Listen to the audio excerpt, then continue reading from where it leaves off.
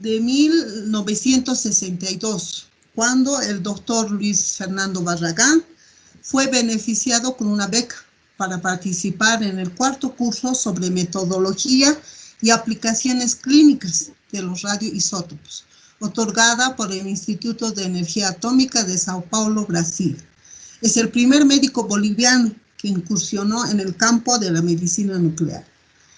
Tras los esfuerzos realizados del doctor Luis Fernando Barragán, en 1962 llegó la Comisión de Energía Nuclear del Instituto de Energía Atómica del Brasil para realizar el curso en La Paz, proporcionando profesores, equipos y radioisótopos.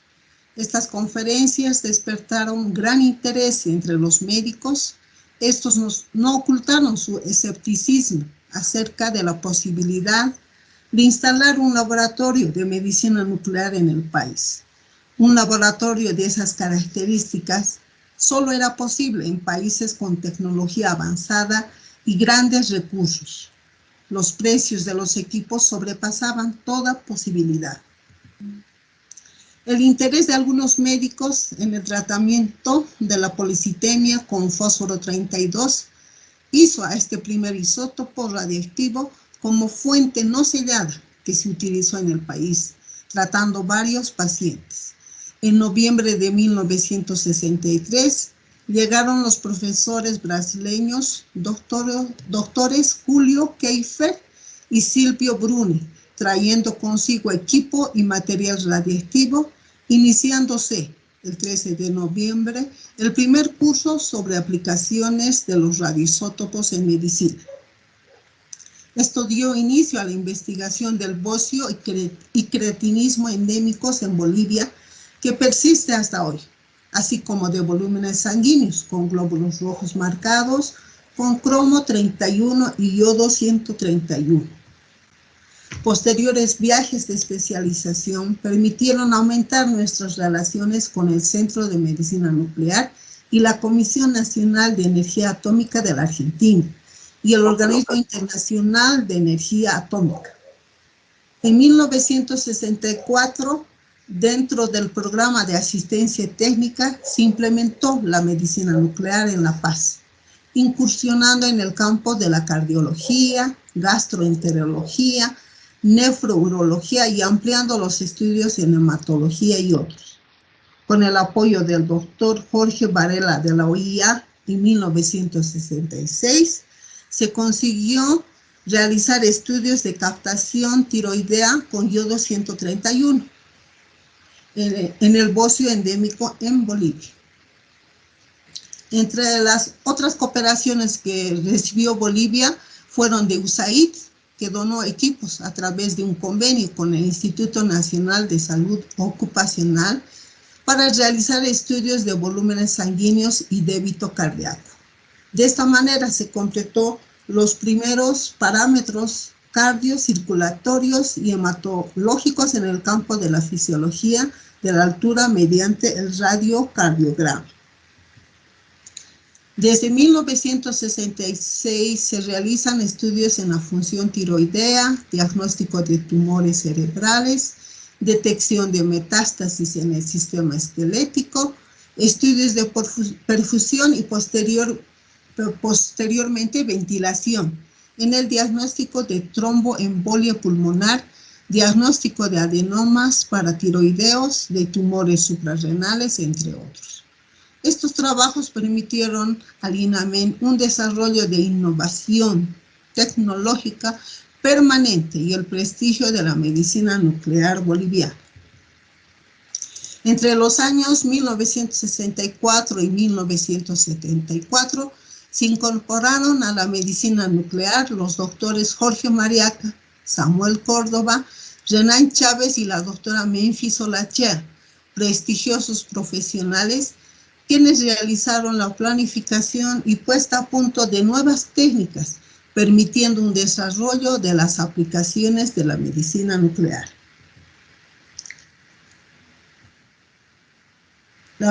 En 1968 se realizó el primer curso de radiofarmacia como profesor invitado de la Universidad Mayor de San Andrés. Llegó de la Argentina, realizándose las primeras marcaciones de moléculas con yodo 131, como el rosa de Bengala, el ipurán, el ácido oleico, trioleina y otras moléculas, dando inicio a la radiofarmacia. La implementación de la radiofarmacia con equipos y material de laboratorio donados por la OIA y con la cooperación de la Comisión Nacional de Energía Atómica de la Argentina en equipo de laboratorios, radioisótopos, becas y expertos, y la incorporación de los bioquímicos farmacéuticos, doctor Hernán Casanova en 1977, en 1970, fundador de la unidad de radiofarmacia del Instituto de Medicina Nuclear.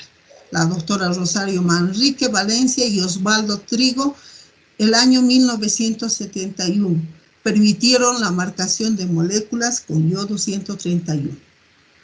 En 1971 se utilizaron generadores de estaño 113, obteniendo el indio 113 metaestable, marcándose DTPA, cloruro de indio 113 metaestable, etc. En 1976 se utilizaron generadores de molibdeno tecnecio para la obtención para marcación de varios radiofármacos, como el DTPA, MDP, DEMSA, glucoptanato y sulfuro coloide, utilizando reactivos a granel. El año 1970 se realizó la producción de un kit de inmunoglobulina humana para marcación con tecnecio 99M, para diagnosticar las infecciones inflamatorias agudas, subagudas y crónicas. El año 2001 se realizó la preparación, control de calidad y validación de radiofármacos basados en anticuerpos monoclonales para inmunocentelografías. En un principio, a la unidad de radiofarmacia dotaron de equipamiento básico. Como podemos mostrarle, tenemos acá la celda, que es un búnker plomado para almacenar material radiactivo, tanto yodo 131 para terapia de la tiroides y almacenar generadores de molibdeno tecnecio. En control de calidad, el Organismo Internacional de Energía Atómica nos donó el HPLC y los contadores de pozo para el control de calidad. Para el laboratorio de producción de radiofármacos, la OIA también nos donó un flujo laminar y el liofilizador. Con respecto a la protección radiológica, el año 1982, con el decreto ley 19172, se aprueba la Ley de Seguridad y Protección Radiológica. Posteriormente, en 1997, se reglamenta esta ley mediante Decreto Supremo número 24483, cuyo objetivo es reglamentar y normar las actividades relacionadas con radioelementos y equipos generadores de radiación ionizante. El INAMEN es la pionera en el país en implementar el sistema de radioprotección el año 1998, cumpliendo las disposiciones de nuestro ente regulador, el Instituto Boliviano de Tecnología Nuclear ITEN.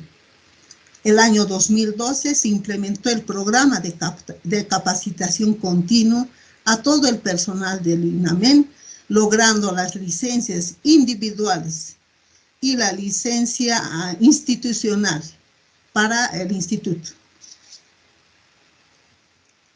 La medicina nuclear se desarrolló en el interior del país en los años 1966 y 1992. Se crean los centros de medicina nuclear de Sucre, Cochabamba, Santa Cruz y Tarija, en los principales hospitales públicos de cada ciudad. En La Paz tenemos el INAMEN, pioneros de la medicina nuclear en Bolivia desde 1962. Es una institución modelo de medicina nuclear de reconocimiento nacional e internacional. Tenemos también un centro privado en la ciudad de La Paz, que es el Centro de Imagen Molecular, CIM, es una institución de servicio privado de medicina nuclear que tiene como objetivo apoyar el diagnóstico clínico. Este cuadro se refiere al año 2012. En Chuquisaca tenemos el Centro de Medicina Nuclear de Sucre. Fue creada en 1966. Se encuentra en el Hospital Santa Bárbara, dependiente de la Universidad Mayor Real Pontífice de San Francisco Javier de Chuquisaca. Fue iniciada por el doctor Antonio Pardo, especialista en endocrinología y medicina nuclear. El departamento de radiofarmacia estuvo a cargo de la doctora Gisela Guardia, efectuándose diferentes pruebas de diagnóstico con aplicaciones de radionucleidos. Posteriormente por la doctora Hortensia Carrasco, docente de radioquímica y radiofarmacia, se continuaron el trabajo en medicina nuclear y en la área de radiofarmacia. El uso de generador de molibdeno tecnecio 99 se inició el 11 de noviembre de 1993. Actualmente la doctora Elizabeth Huanca está a cargo de la unidad de radiofarmacia. En la ciudad de Cochabamba tenemos el Centro de Medicina Nuclear de la Facultad de Medicina de la Universidad San Simón. Inicia sus actividades a principios de los años 70. El año 2001 se suscribe un convenio interinstitucional y se determinó el traslado de este centro a los ambientes del Hospital Viedma. El año 2014, la Facultad de Medicina compra un equipo SPECT para cubrir la demanda de estudios de la población, principalmente oncológica. Cuenta con dos áreas, Cochabamba, áreas específicas que son las áreas de imagenología y RIA. En Santa Cruz tenemos el Centro de Medicina Nuclear que se encuentra en el complejo hospitalario San Juan de Dios. Los radiofármacos derivados de radioisótopos de ciclotrón hasta el momento estaban restringidos a países desarrollados.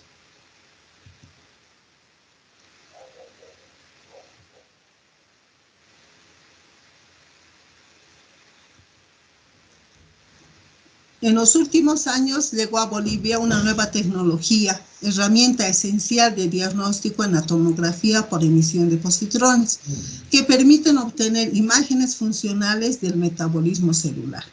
Bolivia cuenta con el primer centro de investigación y desarrollo en tecnología nuclear a través del proyecto Ciclotrón PET, bajo la administración de la Agencia Boliviana de Energía Nuclear, que administra el programa nuclear boliviano. Aquí podemos ver la estructura, ¿no?, de todo el centro. Este complejo tiene el complejo ciclotrón radiofarmacia. Aquí podemos ver parte del ciclotrón. Tenemos otro centro privado, que es el Centro de Medicina Nuclear Oncoservice, Bolivia. Cuenta con el primer equipo ciclotrón PET-C instalado en La Paz y funcionando. Bolivia tiene una rica historia en relación a los servicios de radiofarmacia en Latinoamérica. Los profesionales que trabajaron y actualmente lo hacen son profesionales preparados en la materia, por lo que se tiene un equipo eficiente y confiable. Lamentablemente, la radiofarmacia en Bolivia no tiene mucho impacto y por lo tanto los servicios son limitados. Es pues un desafío para nosotros el utilizar la tecnología y la capacidad profesional de forma más provechosa para la sociedad. Muchas gracias.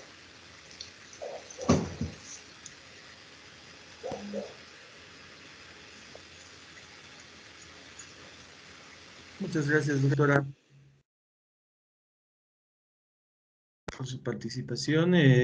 Si alguien tiene alguna consulta, por favor, a la doctora.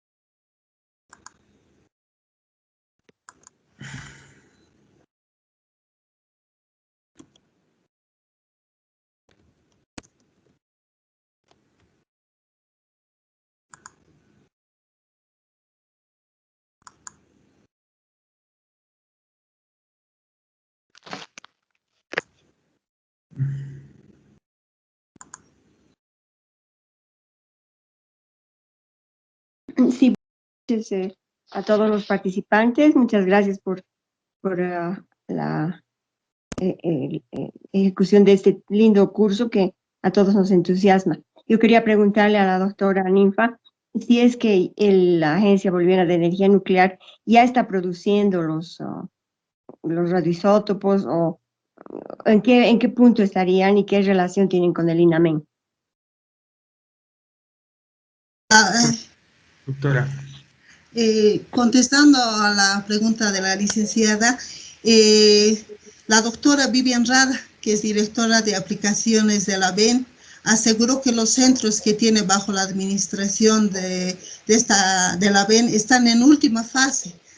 El centro cuenta con PET, CT, tomografía por emisión de positrones, pero están en última fase los equipos de calibración y actualmente no están funcionando, tampoco hay atención a los pacientes.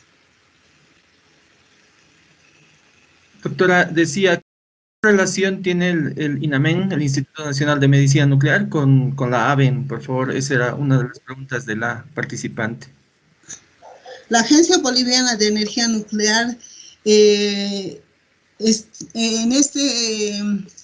ha reemplazado al IPTEN, que había el IPTEN, que era nuestro ente rector, ¿no? Y entonces solamente tenemos esa relación, no de radioprotección. Gracias, doctora.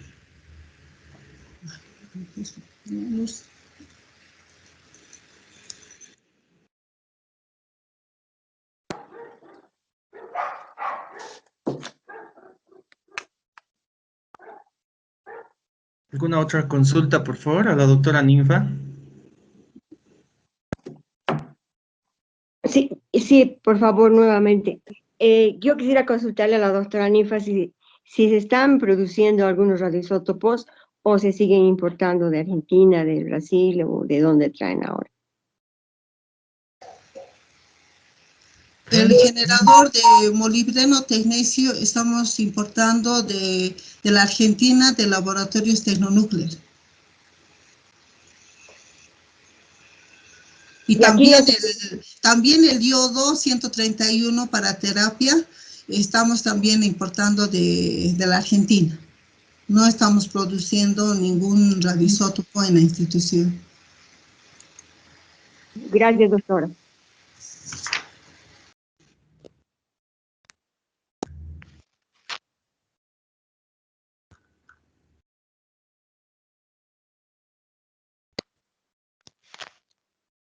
Gracias.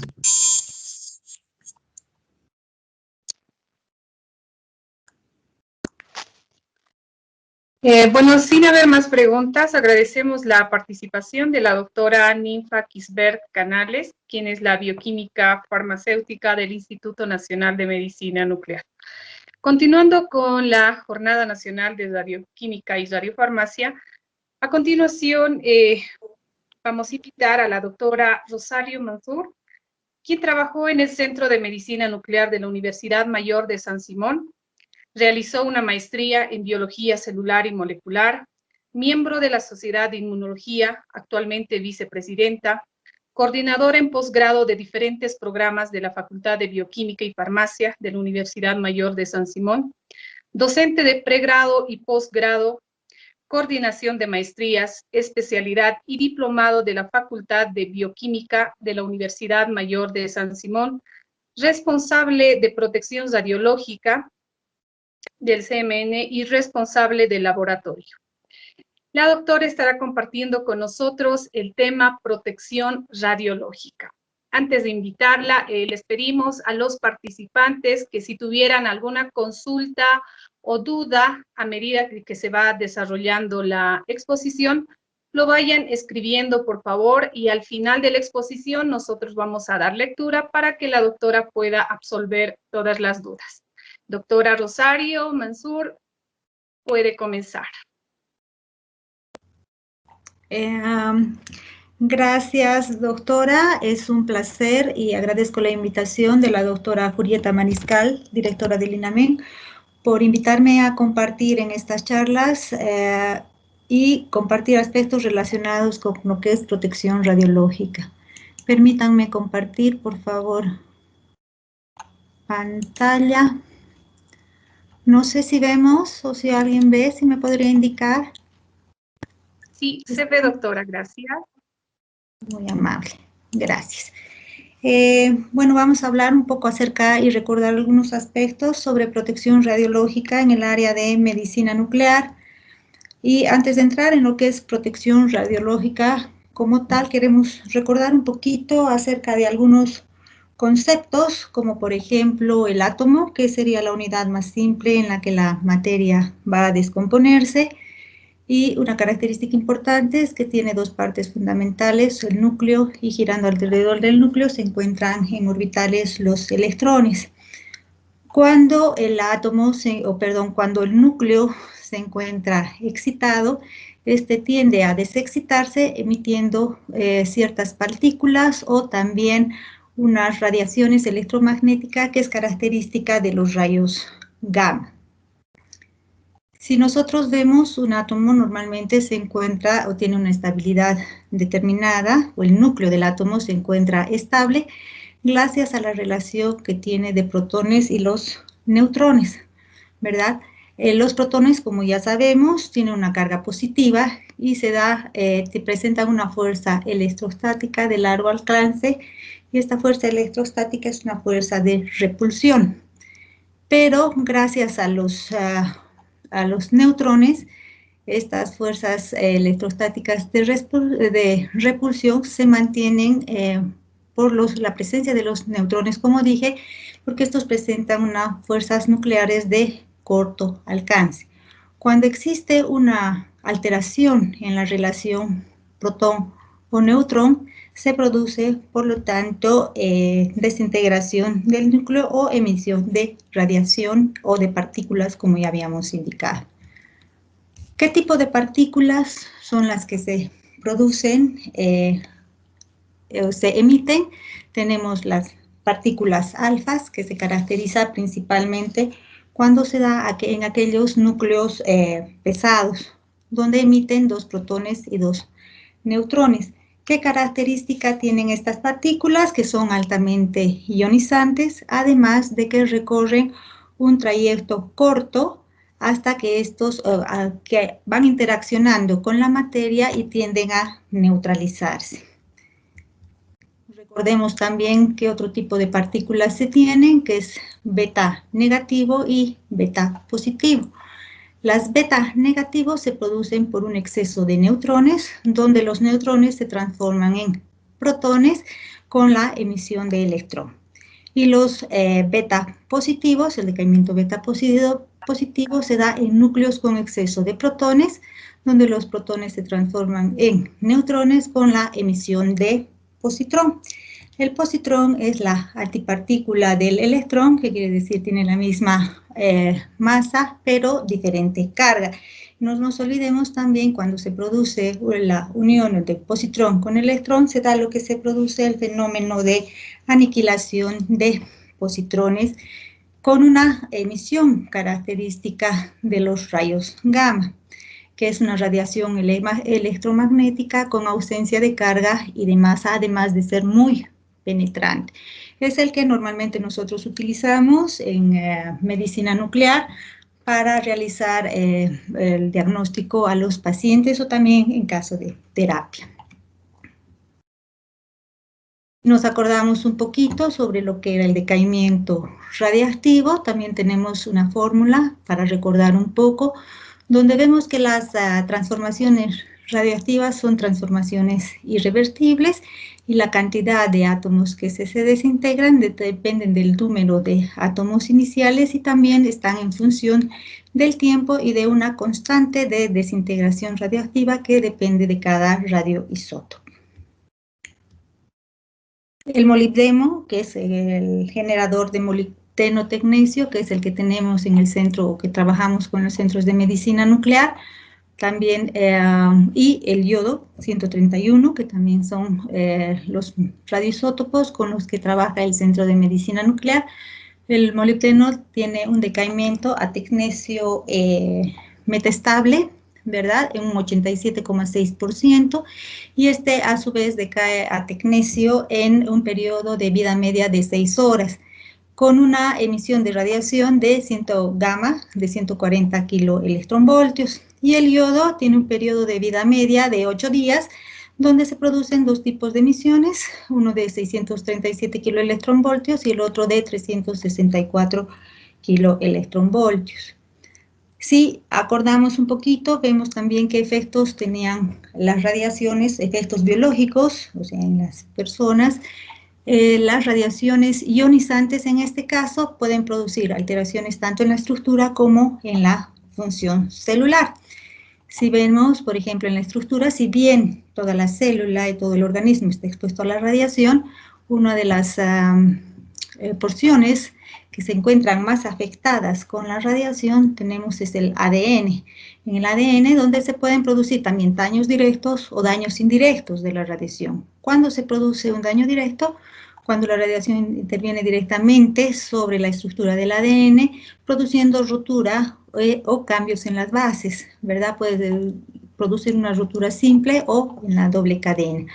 O también cuando se da un daño indirecto de la radiación, cuando se producen radicales libres, y estos radicales libres son los que afectan la estructura del ADN. Entonces pueden, como dije, cambiar la estructura o producir también modificación de bases. Dentro de estos efectos biológicos de la radiación, ¿de qué depende? Depende de la dosis, del tiempo en que la dosis es absorbida, por lo tanto, tasa de dosis, la calidad de radiación incidente, el tipo de energía, la transferencia lineal de energía, que es muy importante, ya que si nos fijamos y recordamos un poco hacia atrás, vemos que las partículas alfa y los neutrones tienen una elevada transferencia lineal de energía, ¿verdad? En relación a las radiaciones gamma, por ejemplo. También depende de la radiosensibilidad del órgano. ¿Qué órgano es más radiosensible? Aquel que se encuentra en constante recambio cuando tiene mitosis frecuentes. Y además cuando también el órgano es indiferenciado. ¿Cuáles son los órganos aquellos? Los que tienen baja radiosensibilidad. Tenemos al músculo, hueso, el sistema nervioso. Los de sensibilidad intermedia o mediana, que están en la piel, que son los que más exponemos nosotros cuando trabajamos, por ejemplo, las manos, que se encuentran más expuestas, en el caso de preparación de radioisótopos, preparación de radiofármacos, el hígado, corazón, pulmones, tienen alta radiosensibilidad, en el caso de la médula ósea, por ejemplo, las gónadas, el cristalino de los ojos, etc. ¿Y cómo es que afecta la radiación? Habíamos hablado de que puede haber efectos deterministicas o efectos estocásticos. Dentro de los efectos determinísticos se dan gracias a una dosis umbral. ¿Qué quiere decir esto? Que a partir de una dosis umbral mayor a esta se producen ciertos efectos sí o sí.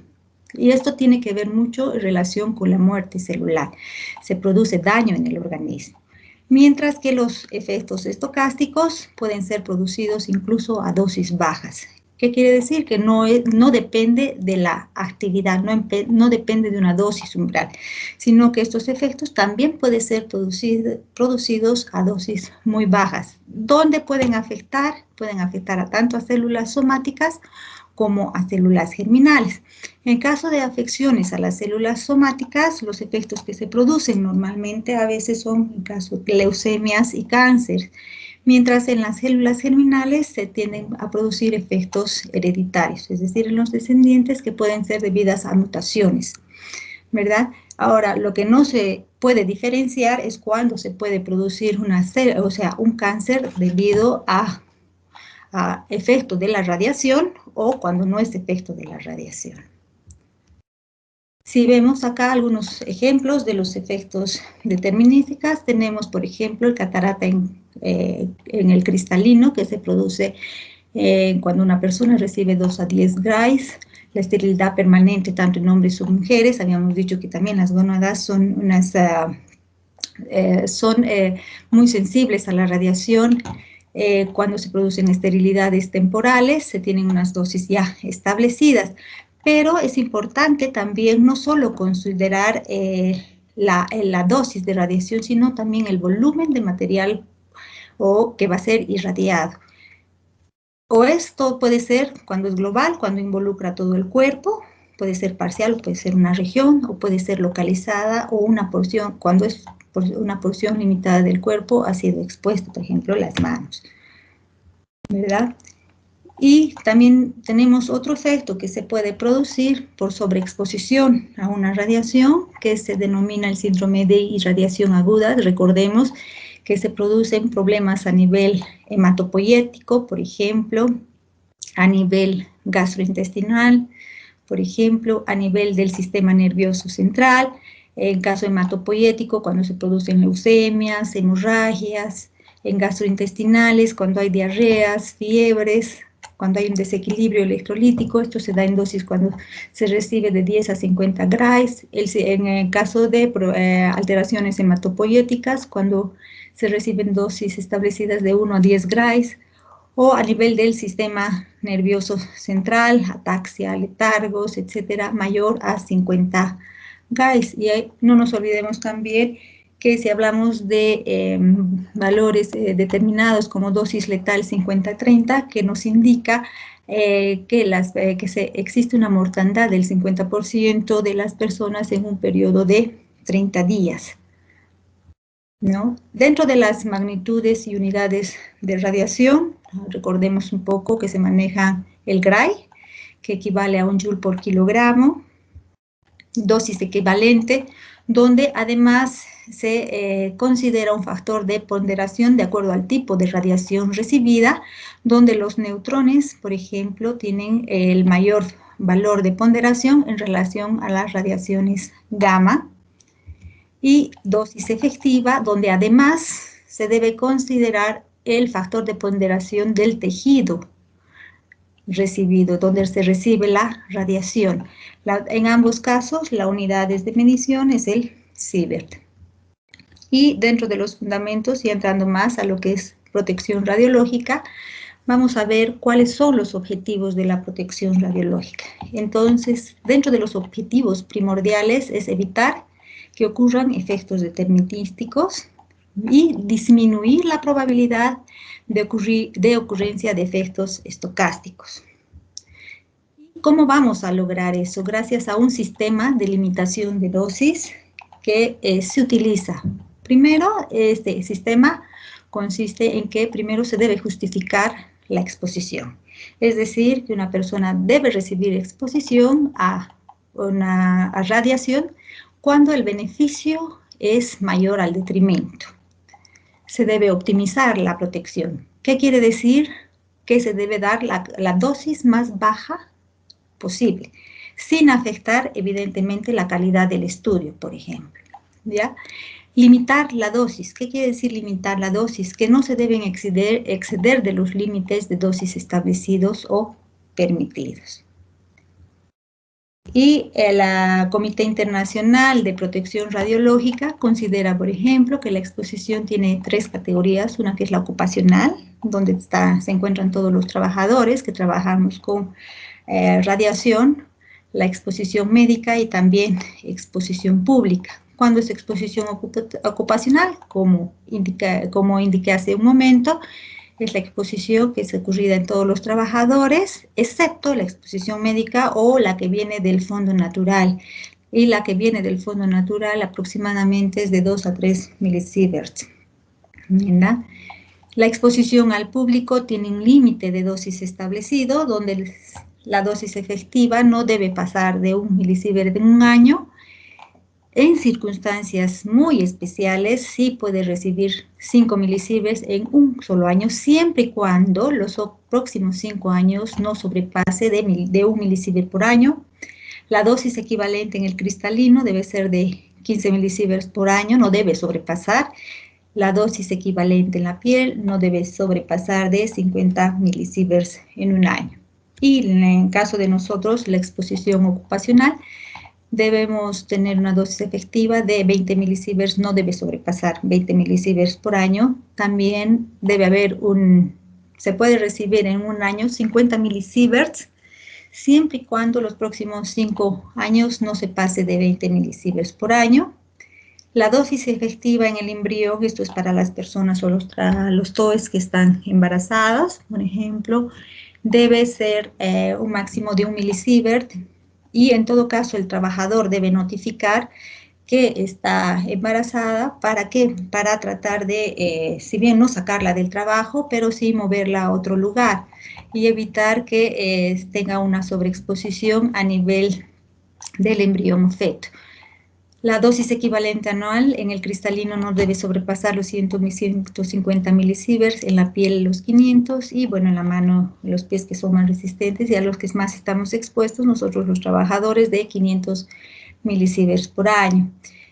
Es importante tener ciertos indicadores o ciertos niveles. ¿Para qué? Para tomar ciertas acciones que debemos seguir siempre y cuando se sobrepase esos niveles de límites de dosis. Por ejemplo, se tiene un nivel de registro establecido que se refiere a 1/10 del límite de dosis, donde por debajo del cual, cuando nos mandan y nosotros mandamos un dosímetro, hacer dosimetría de nuestros dosímetros, salen como que no son registrables. Tenemos un nivel de investigación que se debe realizar cuando el nivel sobrepase ya los 5 milisieverts por trimestre, y el nivel de intervención cuando ya sobrepase los 20 milisieverts. ¿Qué responsabilidades se tienen que tener o debemos tener todos los trabajadores? De cumplir todas las reglas y procedimientos de protección de seguridad, usar correctamente todos los dispositivos de protección y de vigilancia radiológica, y cooperar con el titular sobre respecto a la protección y también a la seguridad. Para realizar un monitoraje de todos los que trabajamos, qué es lo que tenemos que realizar o qué aspectos debemos considerar o que tenemos que tener. Son dosimetría individual. Todos los trabajadores deben tener su dosímetro personal, que este dosímetro es enviado para su análisis respectiva trimestralmente. Tenemos que realizar un monitoraje de contaminación interna en caso de que estemos expuestos a radiaciones que permitan la incorporación. Caso, por ejemplo, tenemos algún tipo de gas, medir la contaminación de la piel y la ropa.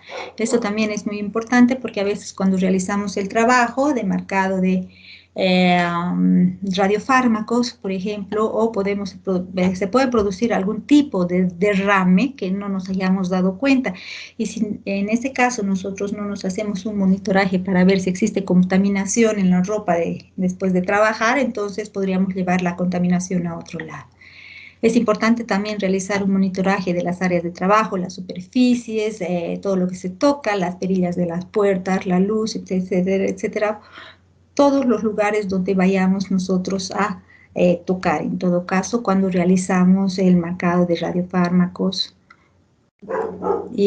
cuando se están realizando trabajos en radiofarmacia. ¿Qué tipo de irradiaciones recibimos? Podemos tener una irradiación externa o una irradiación interna, ¿verdad? Cuando se produce una radiación externa, cuando la fuente de radiación se encuentra afuera y nosotros recibimos la radiación por ejemplo, en este caso de los generadores, de generador molibdeno-tecnecio que nosotros tenemos en el área de radiofarmacia, pues recibimos radiación externa. Y la radiación externa depende de la tasa de dosis y también del tiempo de exposición. Cuando nosotros podemos recibir una contaminación interna es por inhalación, ¿verdad? Puede ser por ingestión o también vía transcutánea.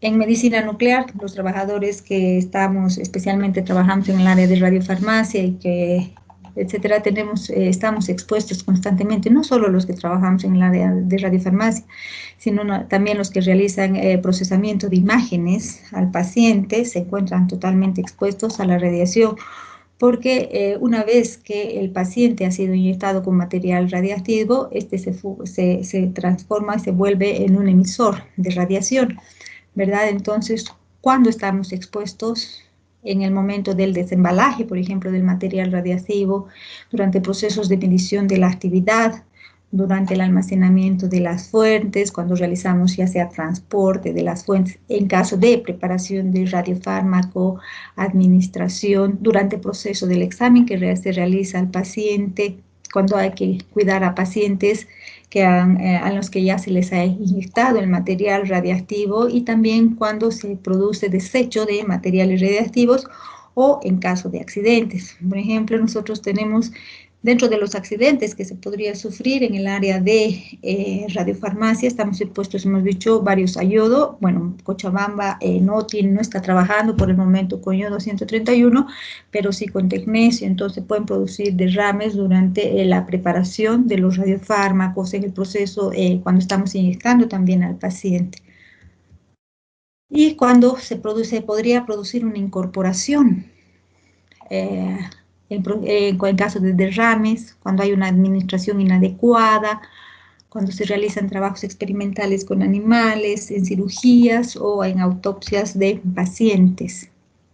Y si nosotros vemos acá, por ejemplo, un estudio que se ha realizado cuando una persona pueda recibir mayor cantidad de dosis, un trabajador o un TOE, cuando puede recibir mayor cantidad de radiación, por ejemplo, no es en el caso del dispensa ni en el proceso de inyección. Si ustedes se fijan, vemos en esta tabla, por ejemplo, cuando se está realizando el examen al paciente al que se le ha inyectado ya material radiactivo.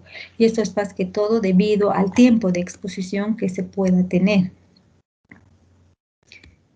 También se han hecho algunos estudios en caso para ver las actividades de las manos después de un proceso de ilusión o preparación de radiofármacos, por ejemplo, y se ha visto, por ejemplo, una tasa de dosis en caso de yodo, que es donde se recibe mayor actividad en relación, digamos, al tecnecio que se tiene, ¿no?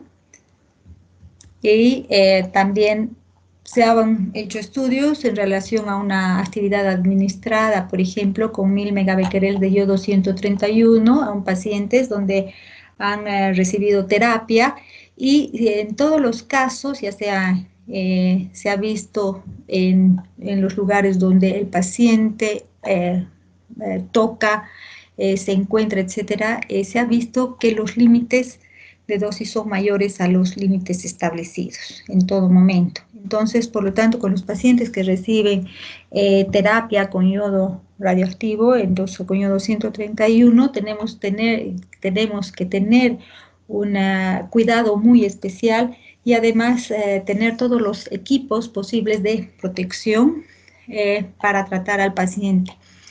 Dentro de la protección radiológica ocupacional, entonces se tienen que tener ciertos principios para los TOEs, que son los trabajadores ocupacionalmente expuestos. ¿Para qué? Para mantener bajo control ciertas situaciones de exposición crónica a la radiación, porque nosotros estamos sí expuestas a exposiciones crónicas a la radiación.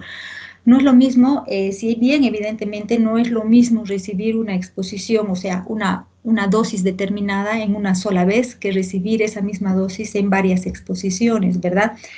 Cuando una persona recibe esa misma dosis en varias exposiciones, se tienden a reparar, existen procesos de reparación celular, sí, pero también nosotros estamos expuestos a sufrir procesos de, por ejemplo, a la larga, si bien algunas mutaciones, también tenemos la posibilidad de tener problemas a nivel cancerígeno, como ya habíamos visto. Por lo tanto, un programa de protección radiológica debe contemplar todas las fases, desde la producción hasta su uso de las fuentes de radiación. Nosotros en medicina nuclear trabajamos con fuentes abiertas, ¿verdad? Principalmente con fuentes abiertas. Y el diseño de las instalaciones es muy importante, por lo tanto debe considerar varios aspectos fundamentales y entre ellos tenemos disposición adecuada, los accesos que debe tener el personal y también los pacientes, los blindajes que se deben utilizar que dependen del tipo de radiación y los elementos de protección adecuadas que también dependen de la radiación que se reciba. Además de que es importante que se tengan establecidos las zonas, cuáles son zonas controladas, que son zonas aquellas donde los trabajadores debemos realizar ciertos procedimientos establecidos. ¿Para qué? Para disminuir la exposición a la radiación, y también tenemos las zonas supervisadas. Dentro de las zonas controladas, por ejemplo, en medicina nuclear tenemos la sala de preparación de radiofármacos. Las zonas controladas en realidad son aquellas zonas donde se tiene la posibilidad de recibir una dosis mayor a 6 milisieverts por año. Entonces, entre ellas se encuentran la sala de preparación de radiofármacos, tenemos la sala de dispensa de radiofármacos, donde se almacenan los radionucleidos, donde se encuentran los desechos radiactivos. Por ejemplo, tenemos el área de decaimiento, la sala de administración de radiofármacos, la sala de imágenes. Y bueno, las zonas supervisadas sería el resto de del departamento. Estas zonas supervisadas no es necesario realizar procedimientos especiales, pero sí también es importante de vez en cuando verificar que no existan contaminación en el área. Es importante tener instrucciones adecuadas para los puntos de acceso. Por ejemplo, en las zonas controladas es importante que no ingrese cualquier persona, sino aquellas explícitamente autorizadas.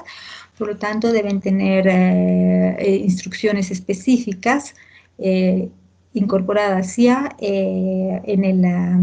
sea en la puerta o en lugares específicos que puedan ser visibles al personal y también al público.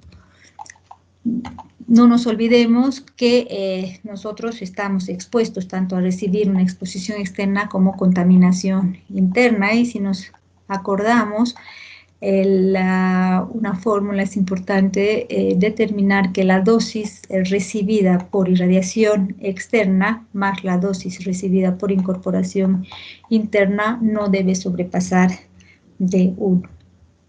Y dentro de las medidas básicas de protección radiológica se tienen 3 pilares fundamentales, ¿verdad?, que dependen de las actividades, del tipo de radionúcleo y sus propiedades, y también del tipo de procedimiento que se vaya a realizar. Pero los pilares fundamentales de las medidas de protección radiológica son el tiempo, la distancia y el blindaje. El tiempo, porque cuanto mayor exposición, mayor tiempo permanezcamos en un lugar, mayor dosis vamos a recibir, ¿verdad? La distancia, la distancia es inversamente proporcional al cuadrado, que quiere decir que la tasa de dosis que nosotros vayamos a recibir es inversamente proporcional al cuadrado de la distancia. Y el blindaje, sobre todo dependiendo del tipo de emisiones que nosotros vayamos a recibir. Normalmente en medicina nuclear, hemos dicho que recibimos radiaciones gamma, trabajamos con radiaciones gamma, entonces necesitamos materiales de alta densidad. Como el caso, por ejemplo, tenemos del plomo, o también el plomo, también podemos trabajar con paredes, pero dependiendo del grosor o espesor del blindaje, ¿verdad? Y si recordamos también un poco, vemos que como las partículas alfa, habíamos dicho que son altamente ionizantes, se caracterizan por recorrer una distancia muy pequeña, y estas pueden ser detenidas con una hoja de papel o con la piel, por ejemplo. Estas partículas alfa son peligrosas cuando se realiza incorporación de ellas, porque habíamos indicado que tienen una alta transferencia lineal de energía, mientras las radiaciones beta recorren más o menos aproximadamente en aire una distancia de 1 metro y pueden ser detenidas con madera o unos centímetros de madera o hoja delgada de metal. Sin embargo, las radiaciones gamma son las que recorren muchos metros, pero no son detenidas, sino simplemente el material que se utiliza permite atenuar la radiación. Entonces, esto habíamos dicho que deben ser utilizados con materiales de elevada densidad, que tenemos, por ejemplo, el plomo, en este caso, que es el que más se utiliza, y también tenemos el cemento, que es para separación de ambientes, o sea, sobre las paredes, ¿no?, que se deben utilizar. Se debe calcular el espesor que debe existir.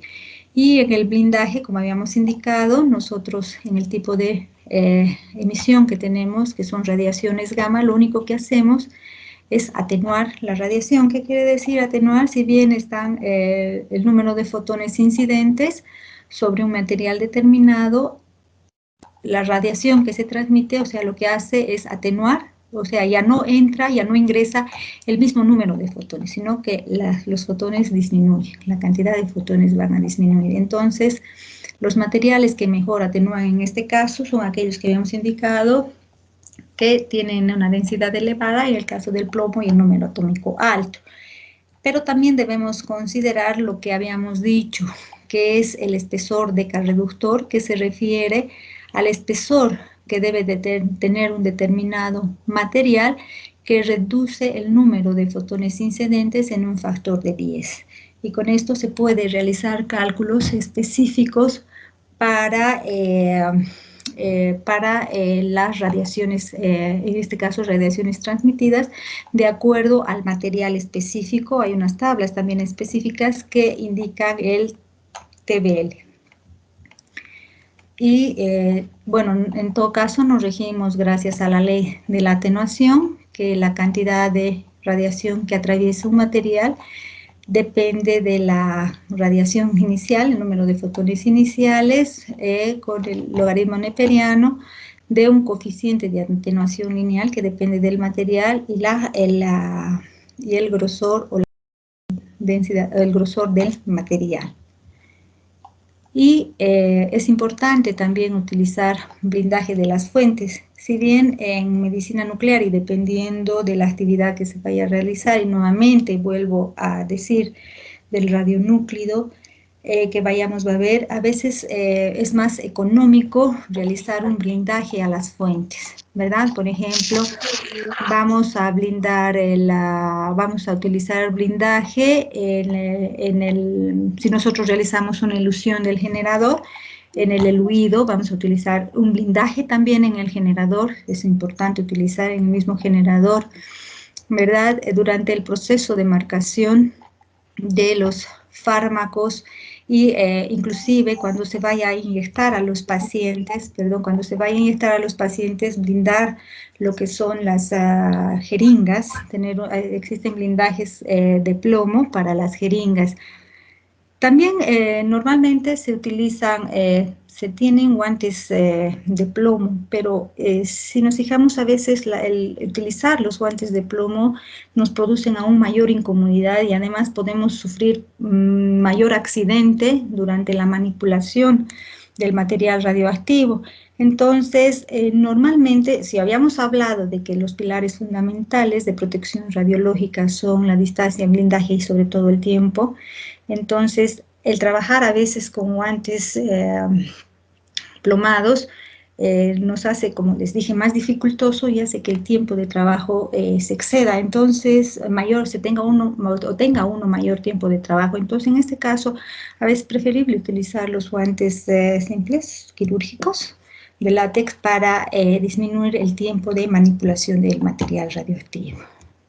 Bueno, acá tenemos también el HTLV que había indicado, de acuerdo a diferentes radionucleidos, que son tablas establecidas y ya dadas, y que nos permiten realizar también, como les había dicho, un blindaje estructural, tomando ya que una dosis depende de una tasa de dosis específica, depende de la distancia donde se encuentre, de la duración de la exposición y a la transmisión que se pueda realizar a través de la barrera protectora. Es importante contar en todos los aspectos con equipos de seguridad, ropa protectora, adecuadas herramientas de trabajo, contenedores que habíamos hablado, tanto para manipulación del material radioactivo como para la eliminación de desecho, tener monitores de contaminación, módulos de descontaminación específico. En todo caso, cuando nosotros trabajamos con yodo 131, no nos olvidemos que el yodo es un elemento muy volátil, entonces podríamos sufrir un proceso de incorporación de material radioactivo. Entonces tenemos que trabajar bajo una campana específica que permita que el aire no penetre hacia el lugar de trabajo y que tengan unos filtros establecidos o específicos. Es importante también establecer etiquetas y registros de todo material que tengamos en el mesón para evitar que existan confusiones durante el desarrollo. Se han hecho algunos estudios durante el proceso de aplicación a pacientes y se ha visto, por ejemplo, en caso de emisiones de una jeringa sin blindaje y otra con blindaje.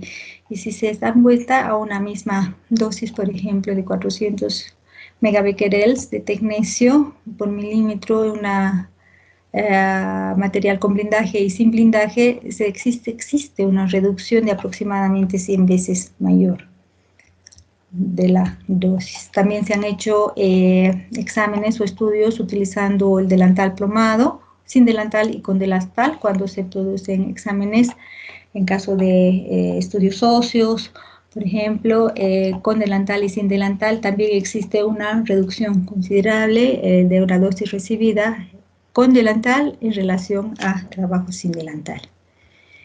Y para minimizar sobre todo los riesgos de contaminación, es importante adoptar condiciones y realizar operaciones limpias, adecuadas de trabajo, tener mesones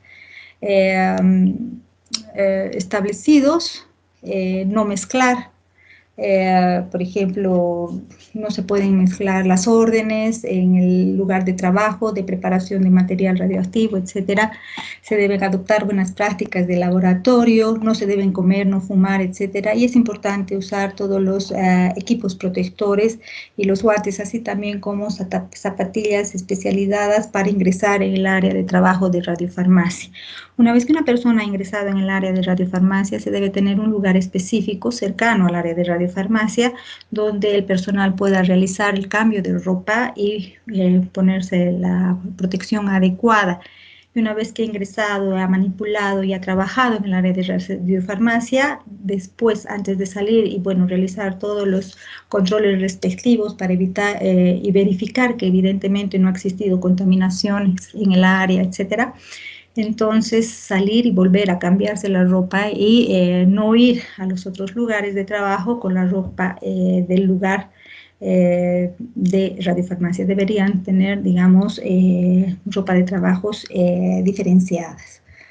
Dentro, en caso de que exista algún tipo de contaminación, por ejemplo, los procesos o las acciones de descontaminación que se van a realizar, es usar el papel absorbente, que es importante para evitar que el derrame avance, ¿verdad? Entonces, limpiar el área repetidamente de afuera hacia el centro para evitar también que el área avance. Depositar este material contaminado en bolsas plásticas o en un contenedor especializado. Es importante monitorear el área para ver cuánta actividad tiene y en todo caso ir repitiendo el proceso de tratar de limpiar con agua, así hemos dicho de afuera hacia adentro y tratar de que la dosis vaya disminuyendo. En todo caso, sí se debe marcar el área que se encuentra contaminada. ¿Por qué? Para evitar que nosotros podamos, pasar o apoyarnos sobre el área contaminada y llevar la contaminación, contaminarnos uno y llevar la contaminación a otro lado. Y además se debe clasificar el lugar como, en este caso, el cuarto donde ha sufrido el proceso, como el accidente, como zona controlada, hasta que la contaminación desaparezca. Se debe realizar vigilancia radiológica individual, ya habíamos hablado. Se debe realizar un control de la exposición de la radiación, optimizar, identificar altas dosis y evaluar las prácticas de trabajo. Pero ¿quién debe ser vigilado? Todos los que están trabajando en preparación de radiofármacos y también de las personas que están realizando exámenes a los pacientes. Además de que se deben realizar controles de calidad específicos a los equipos para que, por ejemplo, en caso de las mediciones de la actividad para inyectar a un paciente, el activímetro, por ejemplo, debe funcionar adecuadamente para realmente determinar y verificar que la actividad que nosotros vamos a inyectar al paciente sea la que indica y la establecida. Dentro de los requisitos de construcción, eso también es muy importante, que el material de los pisos, etcétera, que sea impermeable, lavable, que sean resistentes a químicos. No debe existir junturas en las paredes y si existiesen, en todo caso, estas junturas deben ser selladas. Las paredes y el techo también deben ser de superficie lisa, lavable, no deben ser porosos, sobre todo, que es importante. Las mesas de trabajo tampoco deben ser porosas, deben ser limpias y específicas para realizar el trabajo, ¿verdad? Es importante que en lugar donde vamos a realizar el marcado de moléculas, etcétera, se tenga un material absorbente de trabajo, que en el caso de que se produzca algún tipo de derrame, este sea rápidamente reemplazado. En los laboratorios hemos dicho que nosotros trabajamos con fuentes no selladas y en caso de yodo se pueden producir gases radioactivos, por lo tanto el sistema de ventilación debe ser adecuada. Habíamos ya hablado sobre las campanas extractoras de gases y debe haber un gabinete de aire de flujo laminar y todas las condiciones adecuadas para, en caso de que se produzca algún tipo de accidentes, como por ejemplo tener guantes, material absorbente, etc. Los desagües, bueno, ya sabemos todos que estamos, todas las construcciones, etcétera, están establecidas bajo normativas importantes, por lo tanto la autoridad reguladora sí permite liberación de desechos líquidos al alcantarillado, dependiendo de la actividad, pero en todo caso, cuando se tienen actividades del uso de yodo, por ejemplo, radioactivo o algo, se tienen que tener unos sumideros especiales y además unos tanques de descarga específicos donde permita realizar la dilución del residuo y, por lo tanto, minimizar la contaminación del sumidero. Dentro de los sanitarios que se deben utilizar para los pacientes, estos deben ser específicos para ellos, ¿sí? Son solamente exclusivos para pacientes inyectados. Lo mismo que debe existir una sala separada de pacientes en espera de aquellos pacientes inyectados, ya que habíamos dicho que los pacientes una vez que son inyectados también son emisores de radiación, ¿verdad? Se debe, importante siempre alertar a los pacientes de tirar la cadena por lo menos unos 2 veces o 3 veces, lavarse las manos, para todo esto con el proceso de minimizar la contaminación. Deben haber piletas establecidas de lavado. Los baños, habíamos indicado que los pacientes deben ser establecidos solamente para pacientes que tienen, que ya tienen incorporado material radioactivo. No deben ser utilizadas estas para el personal del laboratorio, ni tampoco con los pacientes que no han recibido todavía material radioactivo. Se deben clasificar específicamente los desechos generados, no solamente en el hospital, sino en este caso en el Centro de Medicina Nuclear, los desechos líquidos que se deben diferenciar, que tienen corta vida, de aquellos que tienen larga vida. Tenemos que diferenciar también los desechos sólidos que tienen corta vida.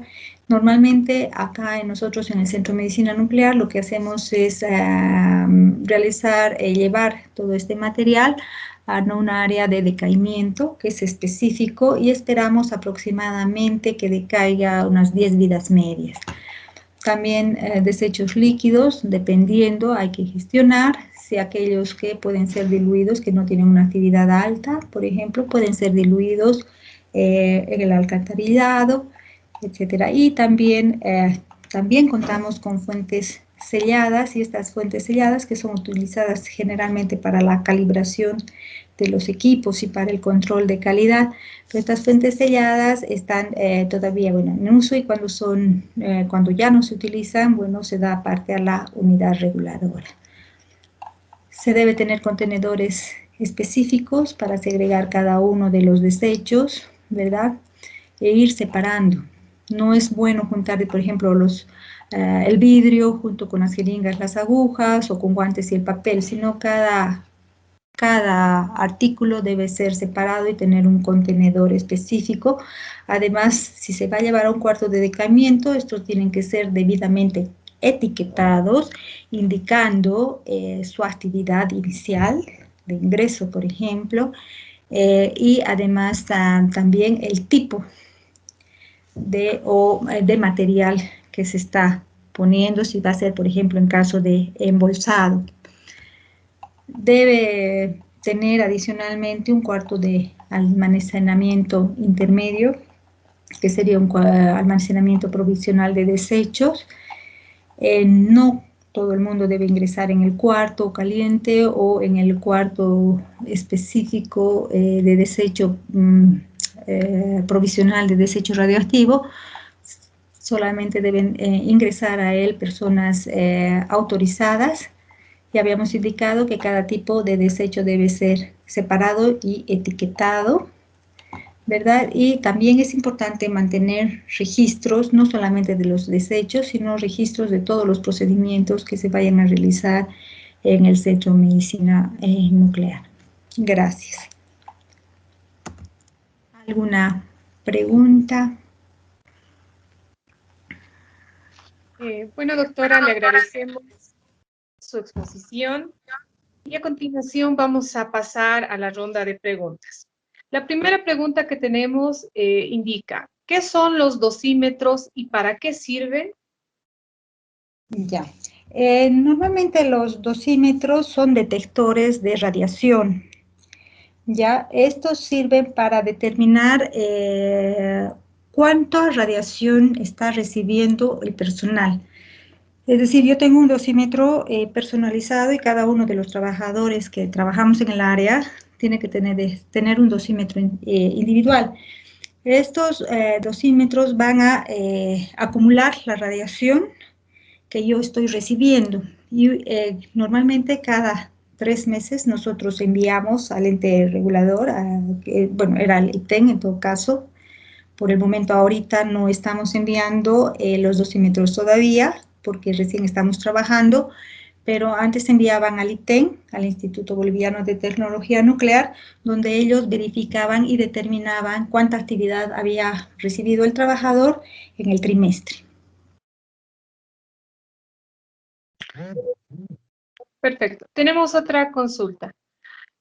Omaira Mejía indica, ¿cómo se eliminan los desechos radioactivos en Bolivia? ¿Siguen algún protocolo en específico? Y si lo hacen, ¿cuáles son? Bueno, dependiendo del material, de la actividad, como habíamos dicho, del radionúclido, sí. Existen formas de eliminación de desechos radioactivos. Por ejemplo, en el Centro de Medicina Nuclear nosotros trabajamos, habíamos hablado con generador de tecnesio molibdeno, ¿verdad? Molibdeno tecnesio. El tecnesio habíamos indicado que tiene una vida media, por ejemplo, de 6 horas. Tiene una vida media corta. Por lo tanto, si nosotros vamos a trabajar con todos los desechos radioactivos que van a estar en contacto con este material radioactivo, vamos a segregar, como había indicado primero, separar de acuerdo al tipo de material, y después nosotros esperamos a que decaiga, en este caso, 10 vidas medias. Si hablamos de 10 vidas medias para un periodo de 6 horas, son aproximadamente 60 horas. Estamos hablando de esperar aproximadamente 60 horas a que decaiga. Evidentemente, durante este proceso, antes de liberar una vez que ha sufrido este periodo de decaimiento, el material antes de liberarlo, es decir, de desechar como, de acuerdo al material que puede ser, si es de vidrio, como material de vidrio, etcétera, o exento ya de radiación, tenemos que medir si existe alguna actividad todavía, ¿verdad? Entonces, normalmente se espera, de acuerdo, como les digo, hay normativas especializadas, normativas proporcionadas por el ente regulador de cómo se van a realizar la eliminación de los desechos radiactivos, que todo depende de la actividad que se tenga y del radionúclido con el que se trabaje. Perfecto. Tenemos otra consulta. ¿Cómo se debe reaccionar su instalación ante un evento no planificado? Ya. Normalmente nosotros tenemos protocolos de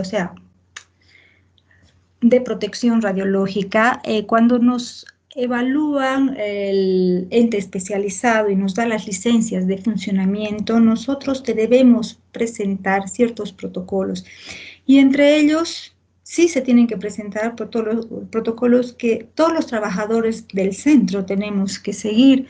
Y esos son protocolos establecidos de cómo vamos precisamente a reaccionar cuando se producen algún tipo de accidentes. Normalmente, dependiendo del accidente, si son accidentes donde se ha producido algún tipo de derrames, etcétera, entonces tienen ya protocolos escritos, ¿verdad? Y están, estos protocolos establecidos están socializados a todo el personal del centro. Y además es que se hacen ciertos simulacros, que se pueden decir, para ver cómo las personas vamos a ir reaccionando. Ante todo, cualquier evento que suceda, que sea de un tipo a un tipo de accidente, siempre se debe notificar tanto a la dirección del centro como al responsable de protección radiológica. Y de acuerdo a eso, siempre se debe dar un informe al ente regulador del evento que ha sucedido. Gracias. Otra consulta. ¿Qué valor de dosis efectiva máxima se debe permitir en una zona no controlada y por qué? En una zona no controlada. En una zona no controlada, bueno, habíamos dicho, las zonas controladas son aquellas que una persona puede recibir mayor a 6 milisieverts por año. Y las zonas no controladas son aquellas que deben recibir, o sea, que tienden a recibir menor a 6 milisieverts por año. Esas son las zonas, esa es la dosis que debería existir. Pero una zona, como les digo, las zonas controladas están sujetas a ciertos procedimientos especializados donde deben realizarse, y las zonas no controladas sí se deben realizar monitoreos de que si hay contaminación de superficies en algún momento o algo, que incluso habría que verificar si no ocurre lo contrario, ¿no? Si no pasa a ser de zona no controlada a controlada. Gracias. ¿Cuáles son los controles de mecanismo? Controles de mecanismo de, se especifica un poquito más la pregunta. Ya, vamos a volver con esa pregunta después. Otra consulta. En un monitoraje de rutina se registra contaminación. ¿Qué acciones se debe tomar? Ya, depende digamos, si estamos trabajando en un mesón, ¿verdad? Y yo veo que el mesón se encuentra contaminado, lo que había indicado primero es si ha habido, o sea, si no sé que ha habido derrame, no hay nada, pero estoy pasando el activímetro, perdón, no es el activímetro, sino veo el monitor de radiación, paso, digamos, sobre una superficie y detecto que hay una radiación, lo que tengo que hacer es aislar el lugar, ¿sí? Primero, tengo que tratar de limpiar la zona, o sea, si sé que trabajo con tecnecio, ¿verdad? La fuente que está, o sea, el radionúclido que está contaminado es el tecnecio. La zona está contaminada con tecnecio. Lo que tengo que hacer es tratar de limpiar el lugar para tratar de sacar la mayor actividad, o sea, disminuir la mayor actividad posible, hasta tratar de de que exista una actividad por debajo de lo establecido. Ahora, si no logro hacer eso, evidentemente, o aún no logre, lo que tengo que hacer es cubrir la zona. ¿Cubrir la zona para qué? Para que yo sin querer, o sea, cualquier otra persona que venga y toque la zona no se vaya a contaminar, ¿verdad? Entonces, tengo que cubrir la zona y aislar el lugar completamente hasta que decaiga su actividad y no tenga actividad la zona.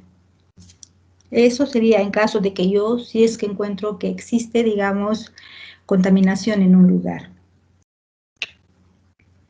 Gracias. Otra consulta.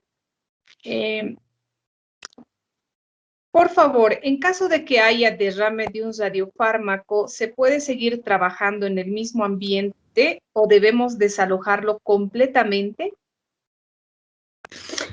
Estamos trabajando con radiofármaco. ¿Cuánta actividad recibe? Estamos hablando de una dosis de 500 megabecquerels aproximadamente, 3-5 milicuries. Entonces, un generador, ¿cuánta actividad nos produce? No hay que desalojar, o sea, estamos preparando un radiofármaco, depende de la actividad que se reciba, no es necesario desalojar la zona, simplemente si estamos trabajando en un lugar, lo que hay que hacer es evitar tocar el lugar, o sea, primero aparte de limpiar y de marcar la zona y aislar la zona donde ha existido el derrame, ¿no? Entonces lo que tenemos que hacer es trabajar en otro sector, no necesitamos desalojar el lugar, depende de la dosis, de la actividad que haya sido derramada. Es por eso le digo, estamos preparando un radiofármaco, el generador tiene mayor actividad.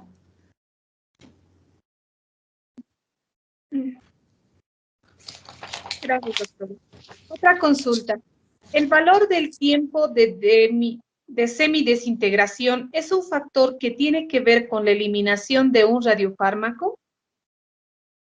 ¿Se considera para eliminación o para decaimiento?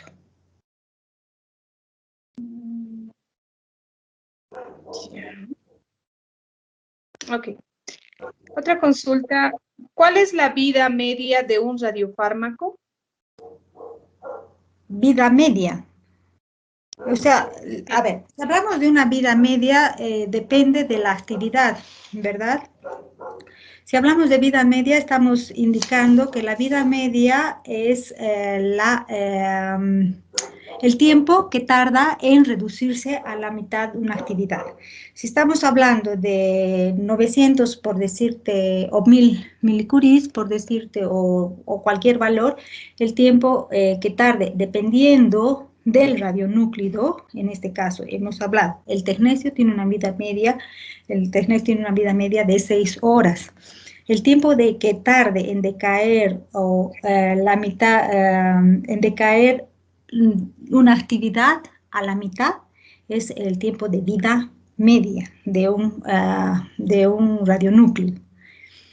Ahora, si estamos hablando de vida media biológica, estamos hablando el tiempo que tarda en limitarse, o sea, la mitad de un elemento o una actividad que ha sido introducida en el organismo, el tiempo que tarda en reducirse a la mitad dentro del órgano. Pero de un radionúclido estamos hablando del tecnecio, digamos que tiene una vida media de 6 horas, el número de núcleos radioactivos que se reducen a la mitad. No sé si me estés entendiendo bien la persona. Lo que estamos hablando de un radionúclido depende de la actividad y de la vida media del radionúclido.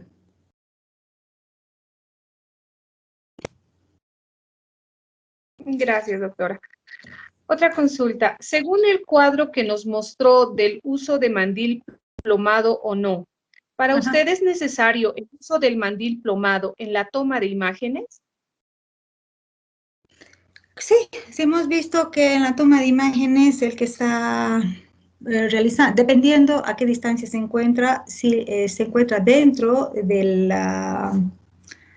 bueno, normalmente está dentro del cuarto donde se va a realizar, o del equipo donde se va a realizar la toma de imágenes. Sí es importante. ¿Por qué?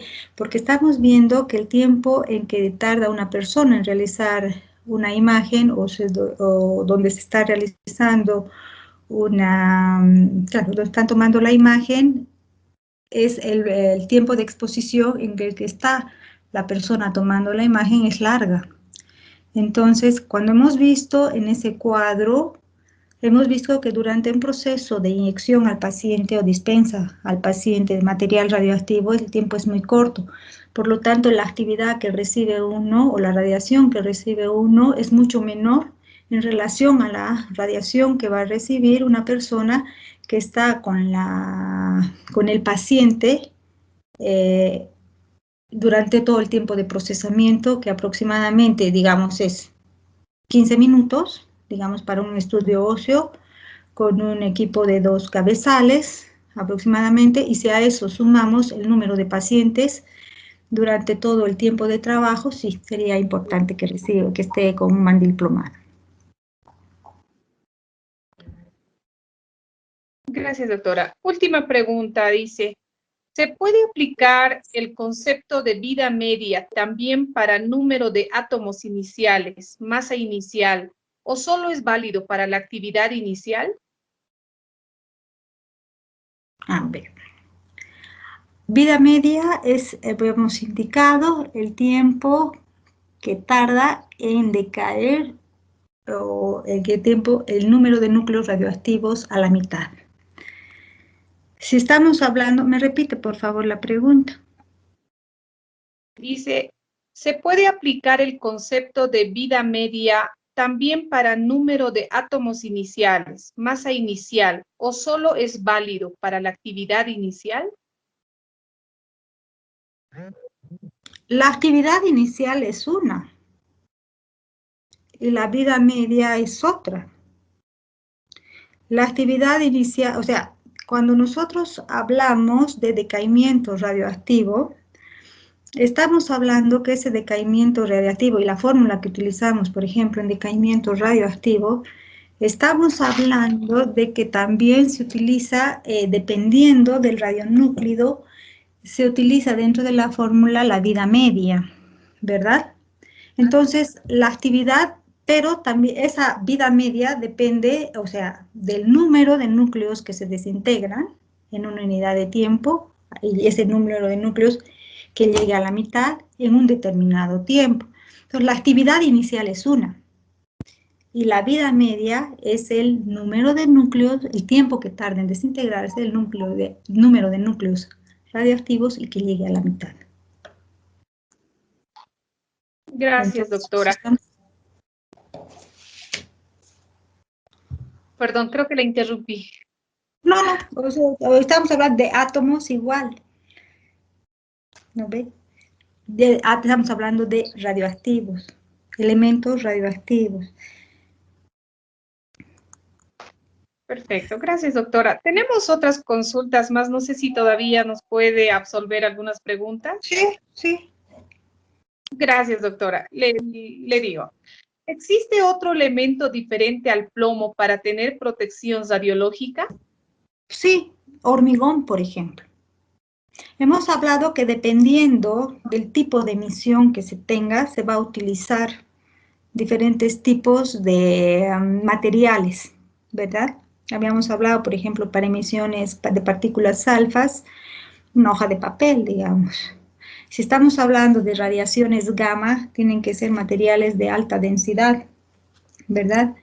Entonces, entre ellos tenemos el plomo y también para separación, digamos, podemos trabajar con concreto, dependiendo de mucho de la densidad y espesor del material.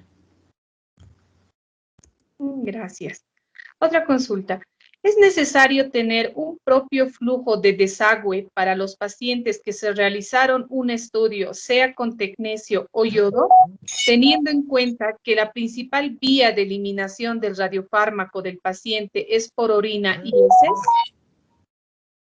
Depende de la actividad, habíamos dicho, si vamos a trabajar con terapia, por ejemplo, con yodo 131, la actividad que se recibe es muy alta, ¿verdad? Entonces, las condiciones que dan los organismos reguladores, las condiciones para trabajar o en caso de tratar a pacientes con terapia yodo 131, evidentemente exigen que existan cámaras adicionales donde donde pueda ir el material, digamos, en este caso las excretas de las personas que reciben yodo 131, vayan las excretas, vayan a decaer un tiempo y también disminuir su actividad por dilución y decaimiento. En el caso del tecnecio, por tener una actividad no tan una actividad no tan alta, entonces el trato tiende a ser un poco las condiciones de los entes reguladores que soliciten también tienden a ser diferentes. Todo eso depende del material, del radionúclido, como les he indicado, y también de la actividad. Si trabajo, como en el caso, por ejemplo, cuando trabajamos nosotros en laboratorio RIA, trabajamos con yodo también 125, ¿no? Que tiene una vida media de 30 días. 60 días. El asunto es que por la actividad que tiene, permite que se elimine por dilución, ¿verdad? Por el tipo de actividad.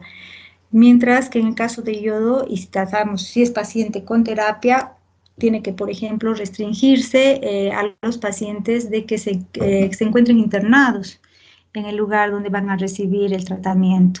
Mientras que aquellos que van a recibir dosis mínimas, por ejemplo, para algún tipo de estudio que se realice a nivel de tiroides o rastreo corporal, etcétera, que no requiere altas cantidades de radiación, entonces se permite que el paciente se vaya a la casa, ¿no? Claro que se le da por ejemplo, algunos lineamientos para que cuando llegue a su casa tome ciertas acciones, como por ejemplo aislarse de sus familiares, no estar con los niños, etcétera, etcétera, etcétera, tomar bastante líquido, etcétera. ¿Para qué? Para que efectivamente el material radioactivo también sea eliminado la mayor cantidad posible a través de la orina. Perfecto, gracias. Ahora sí, la última pregunta. ¿El paciente debe tener un dosímetro personal? Paciente no. El paciente no debe tener dosímetro. De hecho, habíamos hablado de que el paciente en realidad no tiene